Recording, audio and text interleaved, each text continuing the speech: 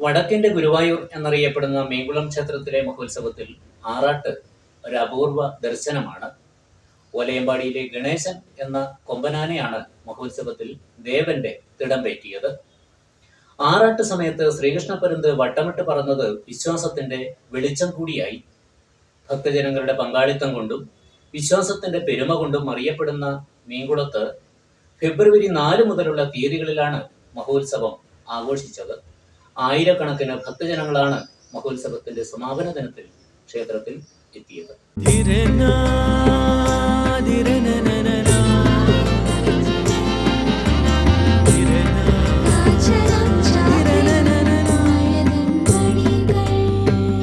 ചില ബന്ധങ്ങൾ പവിത്രമാണ്. കണ്ണും നിറയും മനസ്സും നിറയും. സ്വന്തം ജോസ്കോ ജ്വല്ലേഴ്സ്. ഇനി സംശുദ്ധമായ സ്വർണം ചെറുപുഴയിൽ.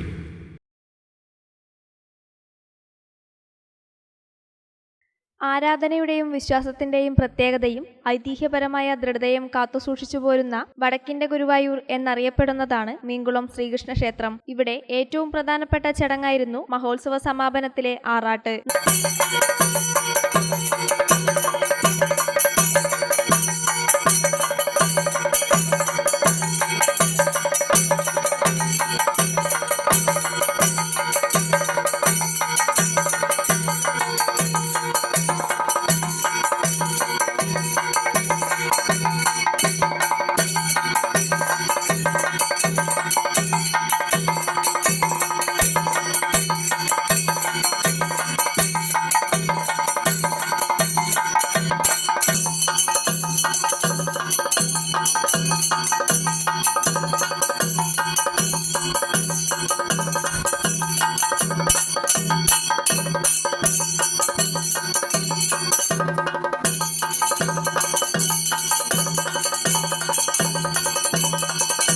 നിറഞ്ഞ ഭക്തജന പങ്കാളിത്തത്തിൽ നടന്ന ആറാട്ട് ചടങ്ങിന് സാക്ഷ്യം വഹിച്ചവർക്ക് ശുഭദർശനമായി ശ്രീകൃഷ്ണപരുന്ത് ക്ഷേത്ര പരിസരത്ത് വട്ടമിട്ട് പറന്നത് ഒരു അപൂർവതയായി.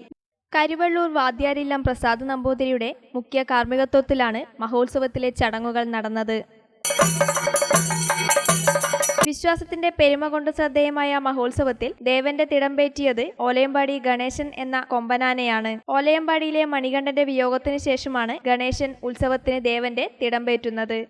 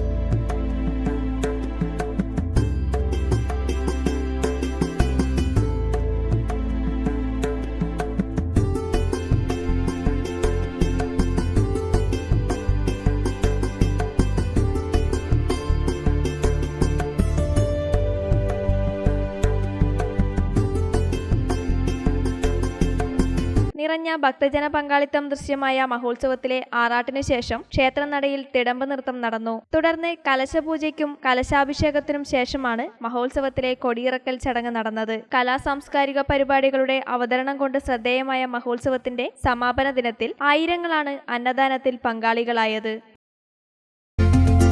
ഗൃഹപ്രവേശം, വിവാഹം, ആഘോഷങ്ങൾ എന്തുമാകട്ടെ, വീട്ടുപകരണങ്ങൾക്ക് ഗൃഹലക്ഷ്മി ഹോം അപ്ലയൻസസ്. മികച്ച ഗൃഹോപകരണ കമ്പനികളുടെ ഉൽപ്പന്നങ്ങൾ കൂടാതെ aluminium, steel, plastic, gift item തുടങ്ങി ഇനി എല്ലാം ഒരു കുടക്കീഴിൽ. കുറഞ്ഞ വിലയിൽ ഗുണമേന്മയുള്ള ഹോം അപ്ലയൻസസ് ഇനി നിങ്ങൾക്ക് സ്വന്തമാക്കാം. ഗൃഹലക്ഷ്മി ഹോം അപ്ലയൻസസ്, വില്ലേജ് ഓഫീസിന് സമീപം, ബസ് സ്റ്റാൻഡ്, ചെറുപുഴ.